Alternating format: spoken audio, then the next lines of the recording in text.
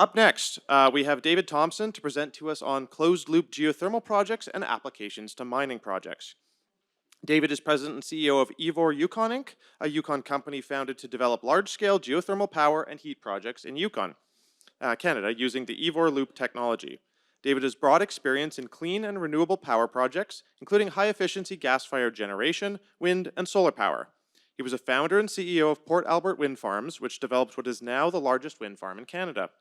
He was a founder and is past chairman of Next Hydrogen Corporation, a developer and manufacturer of grid-scale water electrolyzers used for the production of green hydrogen from surplus renewable power.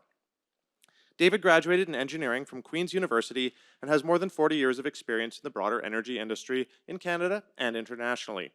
David received the ICD-D professional designation from the Institute of Corporate Directors in 2014. He has served on the board of many businesses and community organizations, including serving as past chair of the Energy Committee of the Yukon Chamber of Commerce. He currently serves as a volunteer mentor in the energy stream at Creative Destruction Labs, a global organization helping scale companies with emerging technologies. Please join me in welcoming David.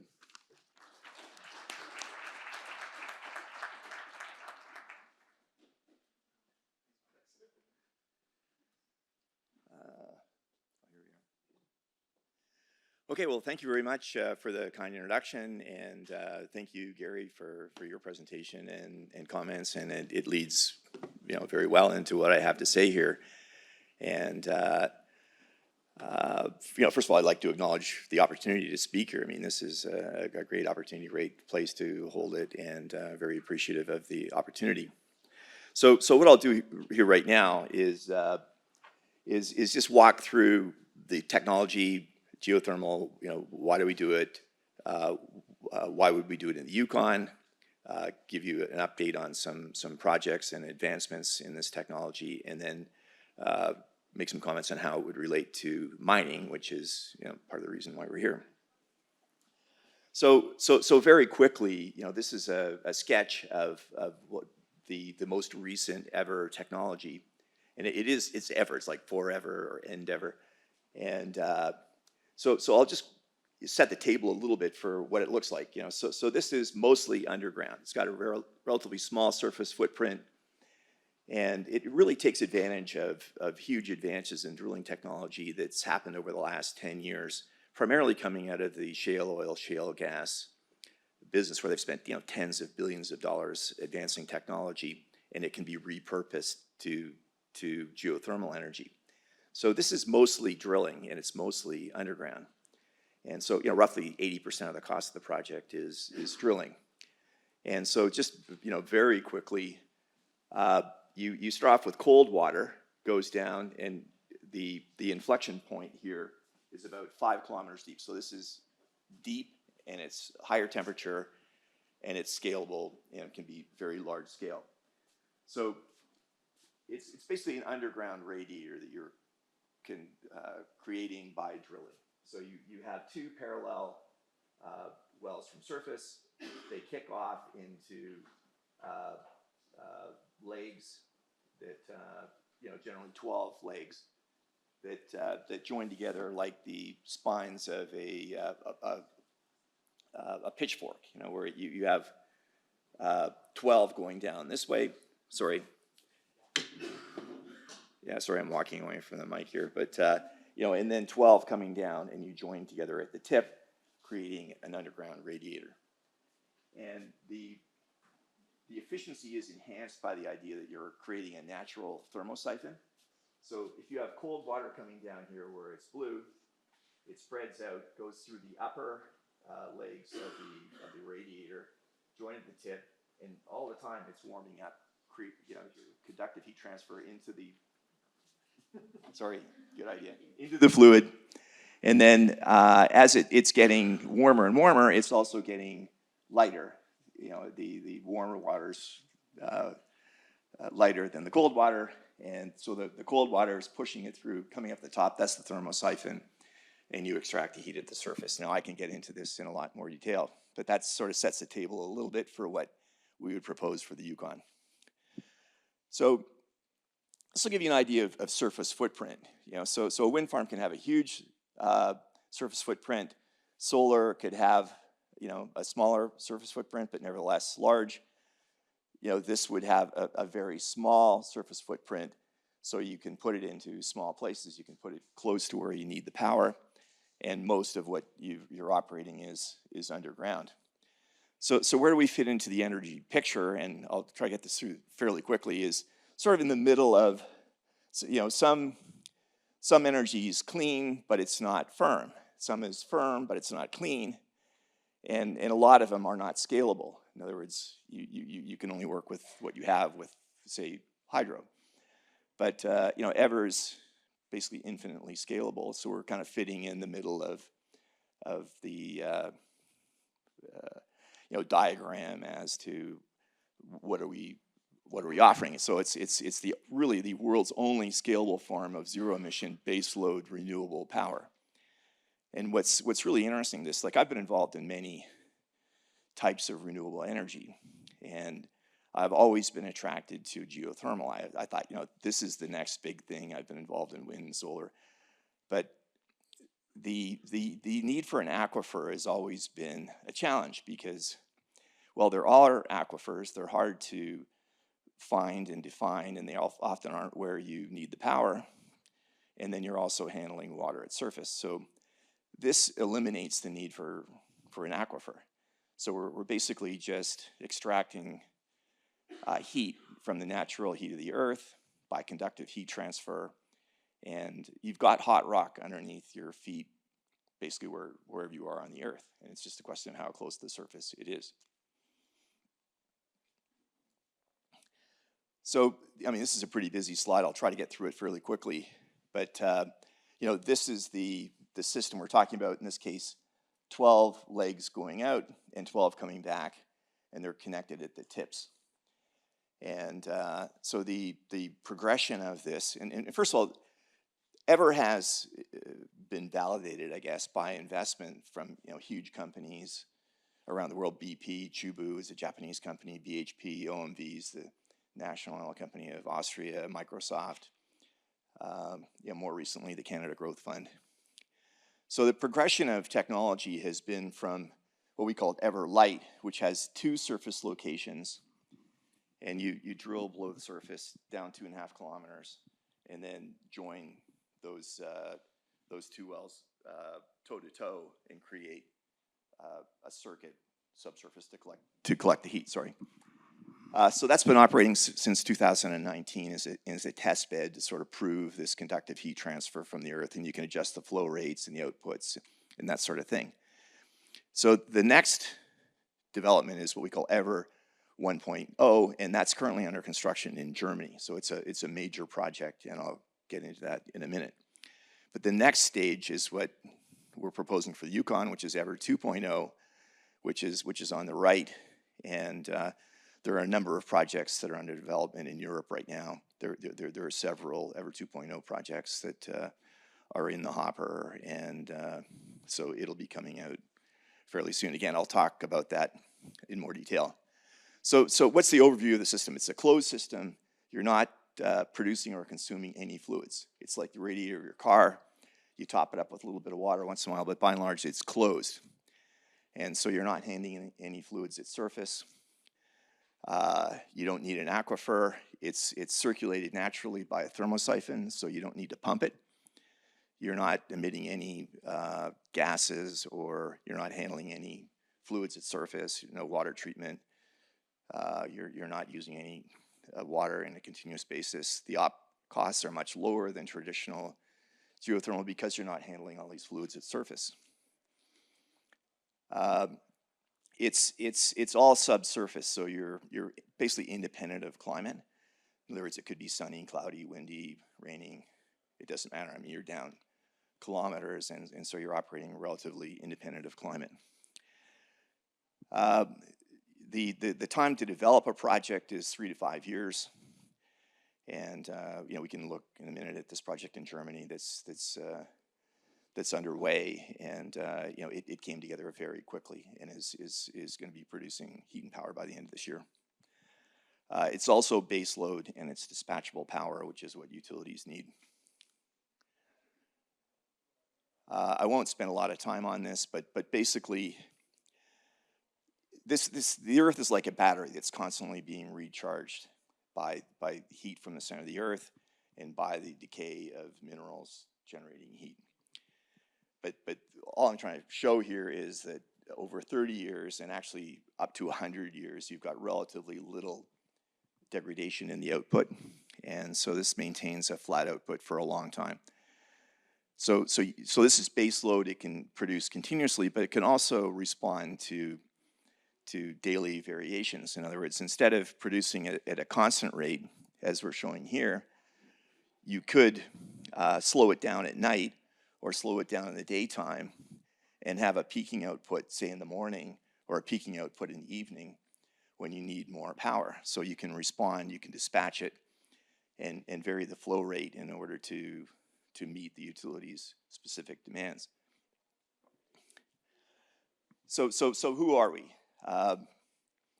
So we're a renewable energy company, and basically the idea is the heat and power you need is beneath your feet, no matter where you are in the Yukon. In fact, no matter where you are in the world. Ever Yukon is the exclusive licensee of Ever for the Yukon, so I'm here to develop projects in the Yukon. It's currently being de-risked in Germany, as I mentioned. Significant investment from the European Union, European Bank, the German government. Interesting because it's a Canadian company. It's based in Calgary, and it's interesting to see a Canadian technology embraced by Germans who, generally like to develop their own technology. In a recent financing round, there was significant investment from the Canada Growth Fund. And in fact, it was the first investment from the Canada Growth Fund. And that was $90 million. So our objective is to become a majority First Nation owned company. And currently we have ownership from Little Salmon Carmacks First Nation through Carmacks Development Corp. And more recently, Kluwani Drilling. And I think they're here, and certainly we acknowledge the support from our shareholders. So why the Yukon? Well, some of the reasons that, the need for renewable energy and the need for base load renewable energy. But there's some other cold climate considerations. Is that the output is really based on the difference between the bottom hole temperature, which basically never changes, and the surface temperature. So the differential, the greater the differential, the greater the output. So the colder it is, the greater the differential and the higher the output. So you get roughly 25% more energy in the wintertime. So it's a winter peaking system. You also have the opportunity to do peak shaving and vary the output so you can meet the morning and the evening demand cycles, which I showed in the previous slide. So even from day to night, you can generate more at night and top it up so you can increase the flow rate in the morning and produce power to meet the demands, say, in the morning when everybody wakes up. So there are a number of reasons why this is particularly valuable in a cold climate. There we go. Oh, sorry, I went too far here. Okay, so I mentioned the German project. So this is what it looks like underway. So in this case, it's quite a large project, and they wanted to accelerate it, so they have 2 drilling rigs operating at the same time. Because it's a large project, they want to get it going. I think in Yukon we'd probably use 1 drilling rig. Interestingly, I mentioned support from the German government. This is the German Chancellor, Olaf Scholz, who spoke at the inauguration of this. So they take this very seriously. The Prime Minister of Bavaria was there. The head of renewable energy for the European Union was there. And one thing I thought was amazing is this is a Canadian company, startup company really, in Calgary, and the German Chancellor is wearing an Ever hard hat. I don't know how they got him to do that, but anyway. This is a picture of me. Why did I have that? Well, really, because I was there, but also we looked at these radiator sections. Well, what's making this a larger project is that there are 4 of them. It's like a clover leaf. So instead of doing 1 Everloop section, they're doing 4. And so you can see above my head there that they're doing 4 sections, and actually the first section is already complete and will be producing heat and power, saying the end of this year, very shortly in the next month or so.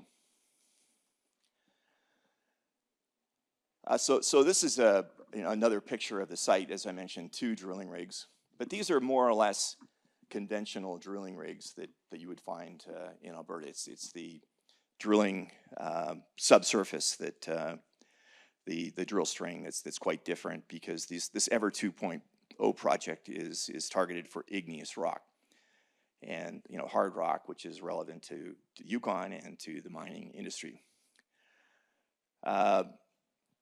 So more or less conventional rigs, they're more or less permanently installed there because they're going to be drilling.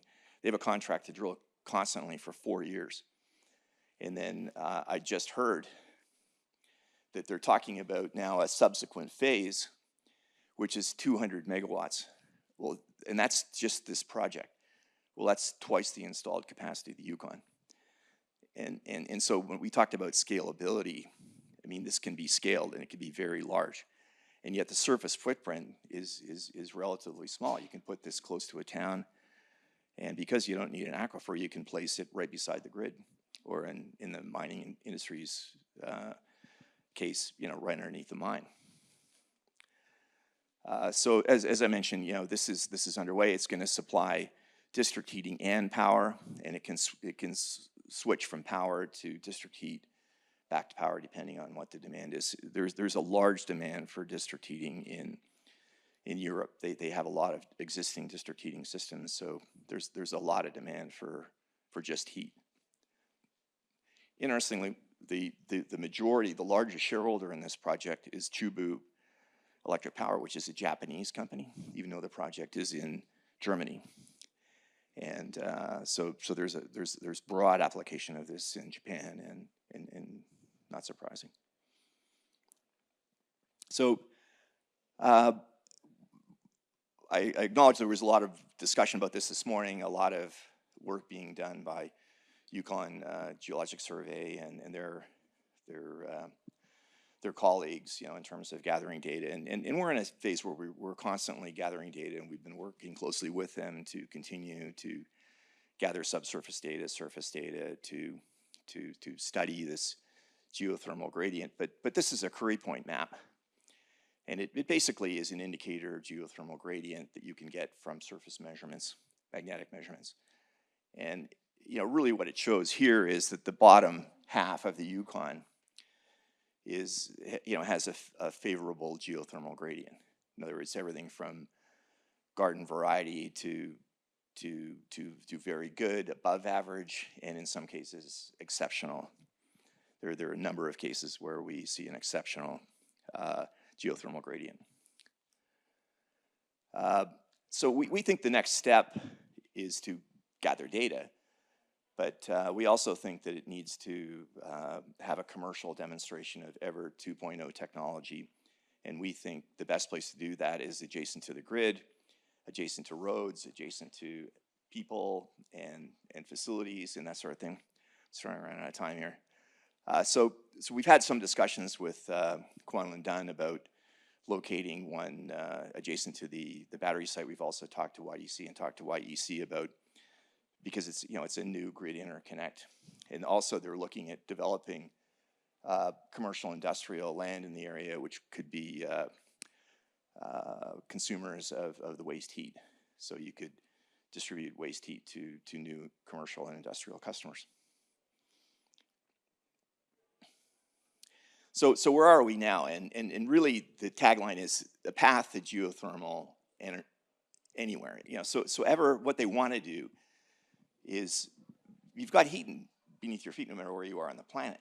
So the idea is that you can generate the heat and power that the world needs where you need it, anywhere on the planet.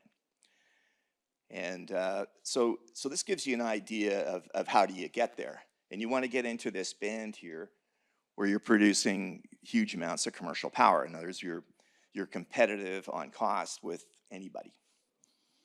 And so these are the 4 loops at Geretsried in Germany. I mentioned there are 4 of them. The first one's quite expensive. The second one is less. Third one, fourth one, you're getting down here. And then there's a whole bunch of projects under development that are bringing you down below this 20 cents a kilowatt hour cost target where you don't need to have financial support. And this is EVER 1.0, but this project in Romania is EVER 2.0, same as what we're proposing here. And so is this one in Holland, New Elm. So those projects are under development now, and they're expecting the final investment decision on those in 2025. So within the next year or so. But this is where you want to go. This is the trajectory you're on, is to be in this sweet spot where you can have geothermal energy everywhere. So I'm gonna have to get through this fairly quickly, but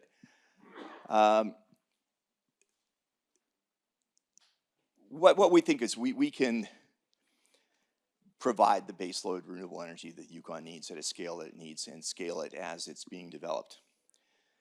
How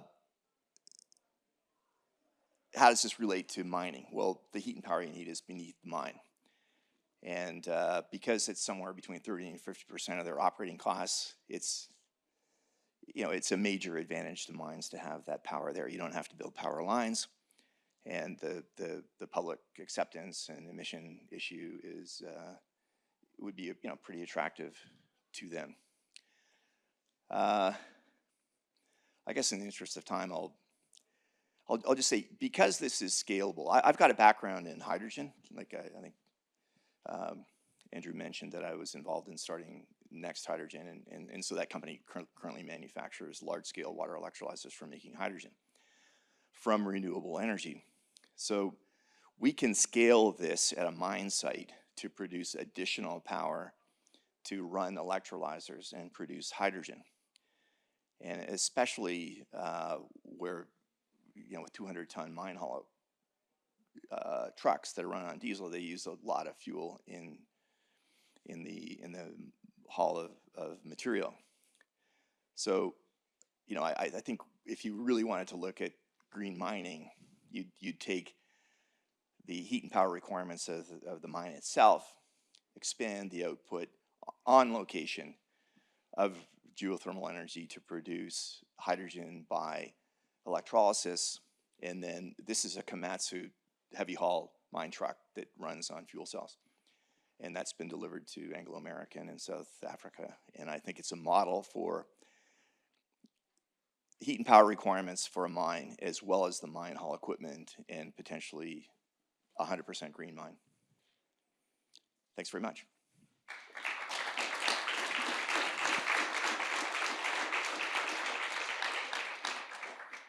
So I'm happy to take questions. Pretty short on time here. We're going to have to run. Next one. Okay, you have to blurt it out. Okay, Larry, one. I understand you have a project in Alberta. What could be the ROI on that if it was commercial? Well, the project, the Everlight project's been running for 5 years. It was really a test bed to measure the conductive heat transfer into the fluid, adjust flow rates, and basically a model that you could take your heat flow models and check it against an in-ground. It wasn't ever designed to produce commercial power, but there are many projects under development right now that will. I mean, that's the next step, and those are coming right now. I mean, there's a lot of projects in the hopper right now. Thank you. Thanks, Dave. We're going to have to leave it at there, but really cool stuff. Appreciate it. If anyone's got more questions, I'm sure you can find them around the floor.